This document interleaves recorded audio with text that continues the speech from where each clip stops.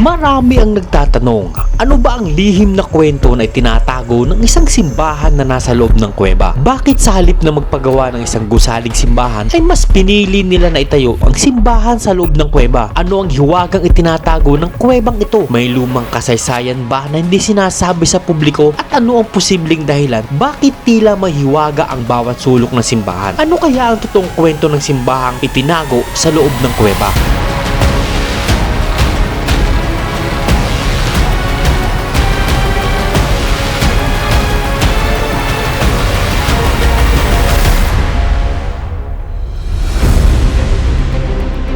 Mula Hanginan, Maasin City kung saan pinuntahan namin ang isang malaking barko na itinayo sa tuktok ng bundok ay dumiretso kami sa Barangay Rizal, Maasin City para mapuntahan ang pinag-uusapang simbahan na nakakubli sa isang malaking kuweba. Wala kaming impormasyon tungkol dito kaya minabuti namin na puntahan ang mismong lokasyon. So mga po nyo, sa wakas ay narating natin itong Barangay Rizal dito sa may Maasin City. At pagkagaling natin dun sa Noah's Ark ay dumiretso tayo dito. Hindi siya kalayuan mula kay Noah's Ark. Papunta rito, halos 15 minuto lang yung ating iniyahe papunta rito. Kung mapapansin nyo, yung tuktok ng bundok na yun, dun tayo aakyat para puntahan itong kakaibang simbahan na nasa loob ng kuweba. Sobrang interesting itong simbahan na to dahil tinayo nga siya sa loob ng isang kuweba. Alamin natin kung sino nga ba ang nagtayo ng simbahan na to at papaano siya nabuo dito sa lugar ng Barangay Rizal sa Maasin City. Samahan nyo ako mga kapo nyo, alamin natin ang kwento ng simbahan sa loob ng kuweba. Nagpatuloy kami sa paglalakad para hanapin ang mismong daan papasok papunta sa simbahan at di kalayuan sa aming pagtatanong ay may isang matanda na nag-alok sa amin ng kandila at kailangan daw namin itong sindihan pagdating sa simbahan.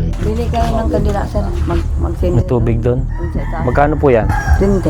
Oh, isa lang kasindihan ni sir. Isa lang po. Isa lang kasindihan, sir. Kinabalot. Sa aming paglalakad ay kinausap kami ng isang residente at binigyang babala na 500 steps pa ang kailangan naming akitin bago makarating sa mismong simbahan sa loob ng kuweba. Tara, may sinita yung daan, papasok sa simbahan at may mga residenteng nakatira dito sa daanan. At sa patuloy naming paglalakad sa isang iskinita papasok sa aming destinasyon ay narating namin ang isang kulay pulang arko na palatandaan na nandito na kami sa daan paakyat sa 535 steps na hagdan. So dito mga kapo nyo, pag pasok nyo sa mismo pinaka-arko, makikita natin yung pangalan dito na Monte Cueva Asuncion de la Virgen Shrine. So Memoriam Vicente Tataviado. So dito makikita naman natin yung isang rebulto at sa kabila naman nakalagay dito yung schedule ng misa. So ang misa dito ay every Thursday and Friday alas 4 ng hapon, every Saturday alas 6 ng umaga at every Sunday alas 10:30 ng umaga. Nagpatuloy kami sa paglalakad papunta sa hagdanan na aming aakitin at dito ay kailangan naming ihakbang ng 535 steps paakyat ang aming mga paa para makarating sa aming destinasyon. Sa una at pangalawang station ay parang madali lang ang pag-akyat pero kalaunan ay nakakaramdam na ako ng konting pagkahingal. So kung pupunta kayo dito mga kapo nyo, siguraduhin nyo na nasa maayos kondisyon yung katawan nyo dahil hindi biro yung akit yung hagdanan, kakahingal talaga. Diretso lang tayo para mas mabilis nating marating yung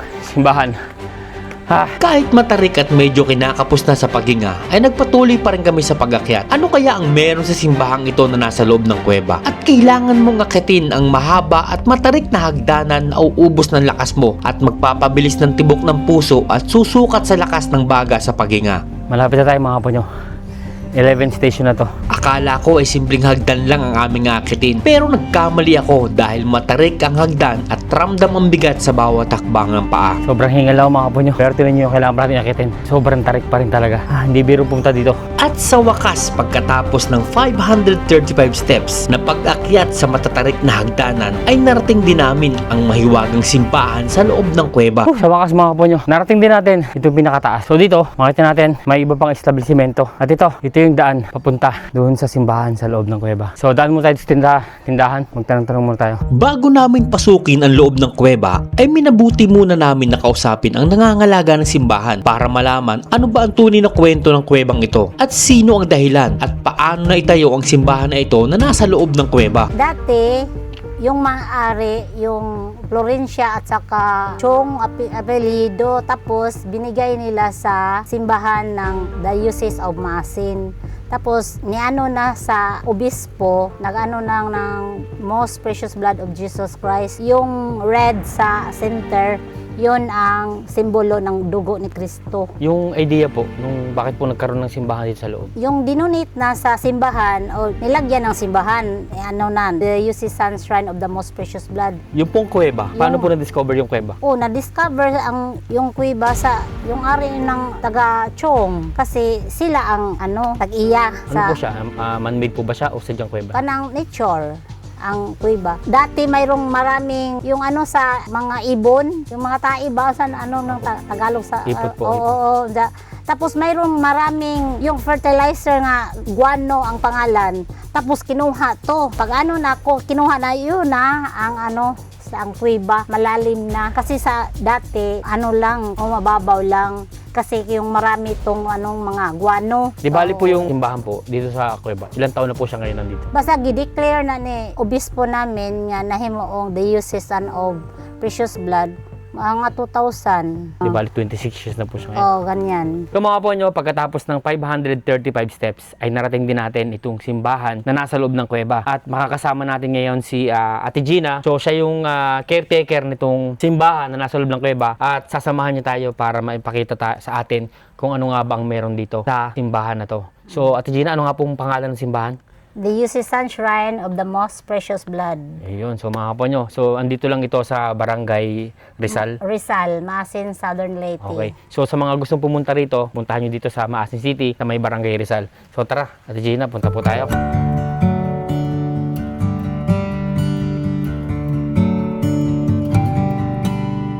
Ito yung pinaka-entrance niya. Mga sa ko ng ilaw sa gilid. So dito mga po nyo, makikita nyo, meron tayo dito, pagpasok nyo, makikita nyo yung isang napakagandang tanawin na merong pintuan, so bawal siyang hawakan, yung isang rebulto ni Mama Mary.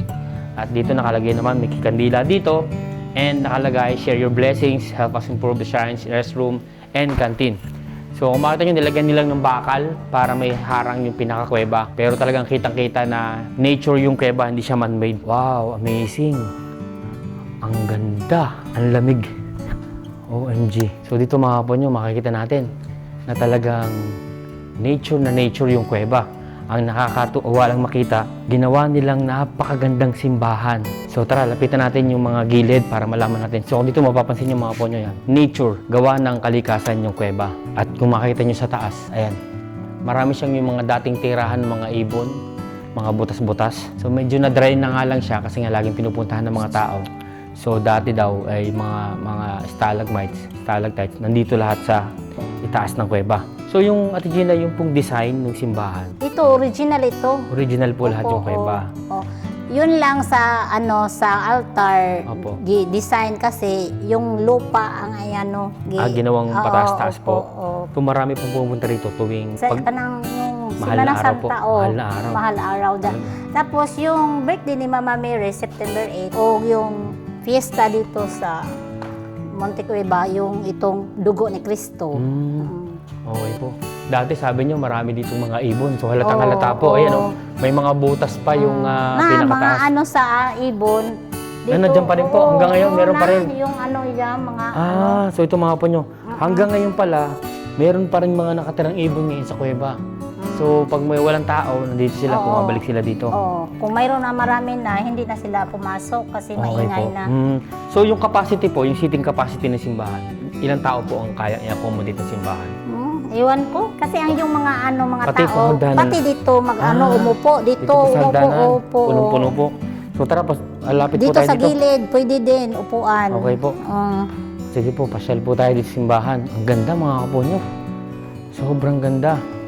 Kakaiba sa lahat ng simbahan. So kung mapapansin nyo, ito yung pinaka-altar ng simbahan. So dito yung pinakagilid ng simbahan. Talagang amazing po yung itsura. Kakaiba talaga sa lahat. Kasi dati yung hindi pa kinuha yung mga guano, yung mga ito. Na yung naputi sa gilid. Okay po. So nung hindi pa po nakukuha yung dumi ng mga ibon, ganito siya kataas. Opo, Ang taas naman.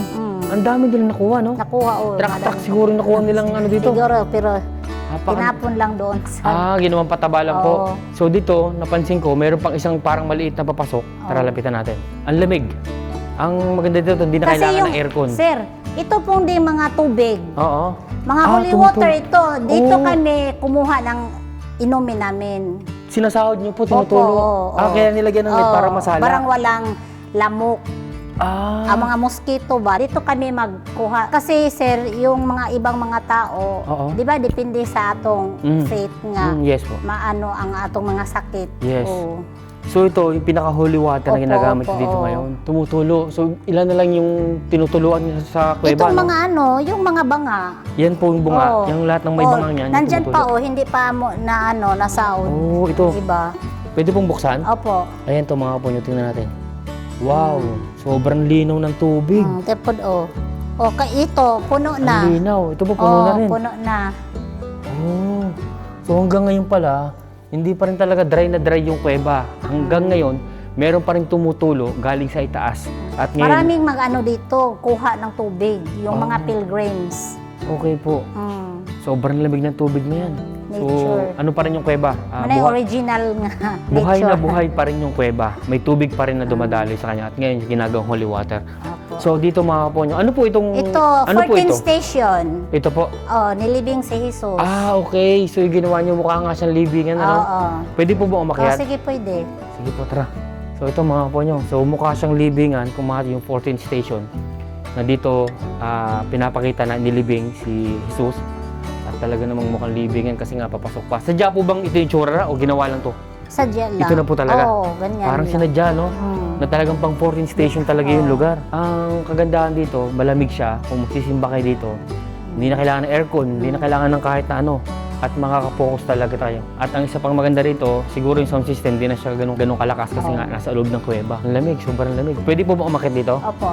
Ito mga po nyo. So, akit tayo para maipakita ko sa inyo yung tsura ng simbahan. So, dito makita nyo, yung formation pa rin nung pinaka-gilid na simbahan. Talagang ano pa rin, natural pa rin, gawa pa rin ng kalikasan. May napansin lang ako dito, tara mga po nyo. So, dito, mayroong isang butas na nagbibigay ng liwanag, kuweba, sa pinakaitaas. Ang daming butas. So, talagang tinirhan talaga to ng napakatagal na panahon ng mga ibon na kung tawagin nila ay sa iba yung layang-layang, yung tumitira sa mga kuweba. So, ito pong ano na to, ito pong mga bato na to, ginawa na lang po talaga siya Opo. para po mapaglagyan Oo. ng si Jesus Christ na mukha po siya nakaluhod. Mm. Akala ko kasi sadyang nandyan na iniwan na lang. Hindi. Ang ganda ng pagkakagawa niya. So napakalaki Yung talaga. ano dyan, sa dibdib yan, bumukas yan. Kasi tabernacle yan, mayroon diyan nga si Jesus. Yung ano, big host. Opo, yes po. oo. Napakagandang desisyon na ginawa itong simbahan dahil talagang sa ngayon ay kakaiba sa lahat. Ito yung isa sa literal na simbahan na nasa loob ng kuweba. So ang misa po dito, tuloy-tuloy naman po misa. Every week po. Ilang beses po ang misa sa isang linggo? 4. 4 na beses po. Every third Sunday, mayroon kaming healing mass dito. Okay po. So tuloy-tuloy pala. No? Kagandahan dito nga, hindi siya napapabayaan. Nami-maintain ni Ate Gina. Mayroon Siya din yung caretaker. mga Madrid din. Nagbo-volunteer din po sila na Sila, dito mas sila nag-stay ang mga madre. Okay po. Ako uuwi ako. Nag-uuwian po kayo. Okay po. Sa hapon. At least merong bantay na nag-aasikaso dito sa kuweba. So kung dito makita nyo yung view sa taas, dito, ito yung pinaka gusto kong spot. Kasi dito kitang-kita yung kabuuan ng buong kuweba. At na-imagine ko yung mga tao na sumisimba na napakagandang tingnan. Nandyan sila. Entrance hanggang dito sa loob ng simbahan. Kakaiba talaga sa lahat. So, yun. So, mga po nyo, maraming salamat sa pagsama sa akin dito sa pag-explore natin sa simbahan sa loob ng kuweba. At syempre, nagpapasalamat tayo kay Ate Gina sa sinamahan niya tayo at pinakita sa atin yung napakagandang simbahan na nasa loob ng kuweba. There can't be no light if darkness don't exist. He never left my side. He showed me the way out of all the storms raging at the sea. He gave me back my life. I owe him everything. Rejoice, rejoice, rejoice in the name of the Lord. Forever and always I rejoice, rejoice.